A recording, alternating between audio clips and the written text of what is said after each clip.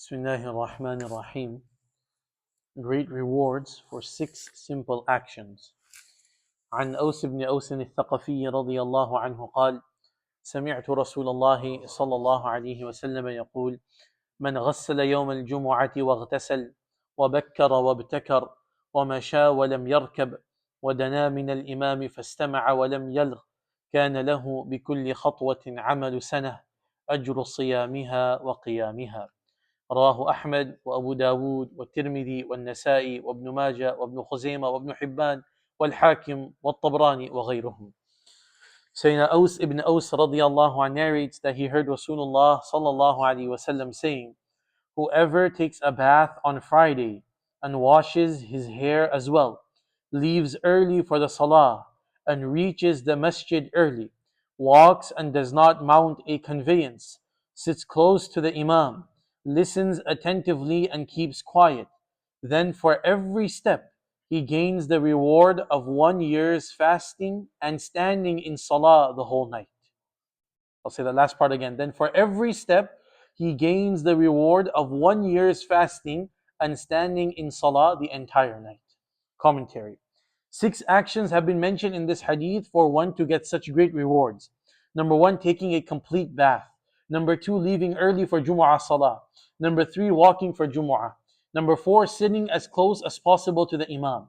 Number 5, listening attentively and keeping quiet. And number 6, not doing any futile action. قال بعض الأئمة: لم نسمع من الشريعة حديثا صحيحا مشتملا على مثل هذا الثواب أي فيتأكد العمل لينال الأمل. Mullah Ali Qari rahimahullah says, some Imams have stated, we have not heard in the Sharia of any Sahih Hadith which includes the rewards of this nature. Therefore, it is necessary to practice on these actions so that one's hopes of rewards can be acquired. It's a beautiful hadith of Rasulullah sallallahu alaihi wasallam, narrated by many Imams of hadith. It's a Sahih hadith as well. So Rasulullah sallallahu alaihi wasallam is explaining to us over here what we should do on the Yawm al-Jumu'ah, on the Friday. So the hadith itself teaches us that it's a special day. It's a day of happiness. It's a blessed day. There should be a difference in the behavior, in the temperament of a mu'min and a believer on Yawm al-Jumu'ah compared to the rest of the days. For many of us, it's become just a routine that, oh, I have to leave work at this time, spend 1 hour, 1.5 hours in the masjid, come back, do this. It's just become like a weekly routine for us. But we learn from all of these hadith that we have been reading that the day of Jumu'ah is a special day. So a person should wake up happy. And the day of Jumu'ah has already begun, has already commenced. So a mu'min and a believer should already be excited that it's the day of Jumu'ah. I get to go to the masjid for an extra hour. I get to listen to something from the Quran and something from the Sunnah, and I get to practice on all of these Sunnahs over here, and I get to acquire so much reward if I do it in the correct and in the proper way. So the 6 things very quickly again, Rasulullah says, "Man ghassala yawm al-jumu'ah waghtasal."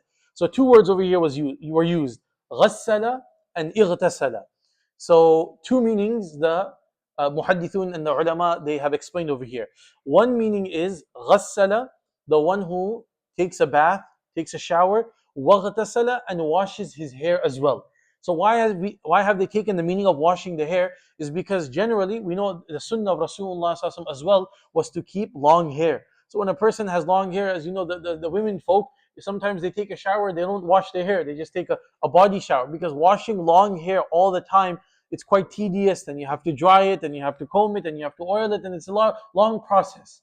So that is why Rasulullah is saying that, okay, if throughout the week you just wash your body, that's fine. But on the day of Jumu'ah, to acquire the reward and the sunnah is to wash the entire body. So that means your hair as well, even if it is long, you wash your hair and you take care of that. That is one meaning. The second meaning which the muhaddithun give is that ghassala yughassilu taghsil in Arabic means to make someone else wash. And ightasal, the second word, means that you yourself wash, meaning that on the night of Friday, you have intimate relations with your wife. So that when you have intimate relations with your wife, then she has to shower. So you made her shower, ghassala, and ightasal, you yourself are showering as well.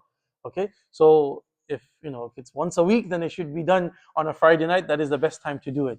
And those of us who are not married, then we should get married to follow this sunnah over here. So غسل يوم الجمعة واغتسل وبكر وابتكر. Number two, to go early. Again over here, Rasulullah ﷺ used two words, bakkara and ibtakara. Some muhaddithun say both of them are mean the same thing. It's to emphasize that you go early as possible to the masjid for the Jumu'ah. Other muhaddithun have said from another hadith we learned that one of the meanings of ibtakar is to give sadaqah. So bakkara, you go early and you give a little bit of sadaqah as well. So that's not too difficult as well. May Allah grant us the ability to do that. وَمَشَى وَلَمْ يَرْكَبْ. Then you walk and you don't take any conveyance. Now, of course, mashallah, if you're living like our brother Muhammad Hussein across the masjid, so you can walk, mashallah, and you get the full reward. Those of us, or most of us, we live far away from the masjid to the extent that we cannot walk. So if we cannot walk, then the least we can do, as we always mention, park a little far, and you can then walk from the parking spot to the masjid, inshallah. And we have hope that Allah will give us the reward, inshallah, for practicing to the best of our ability. Number next, وَدَنَا مِنَ الْإِمَامِ. Then you come as close as possible to the imam, as close as possible to the imam. So you don't sit, some people they have, subhanAllah, especially in our masjid, because we have now the two buildings, right? So we have the back building. So some people will come, they walk in with me, right? So this is before the lecture has even started. So tomorrow the lecture will start at 1:30, inshallah. Then I will, walk with them 1:20 into the masjid, and they will go immediately to the back building. And that is where they sit and they pray the Jumu'ah. The front building is 70% empty, right? The lecture hasn't even started yet. Why are we going to the back building?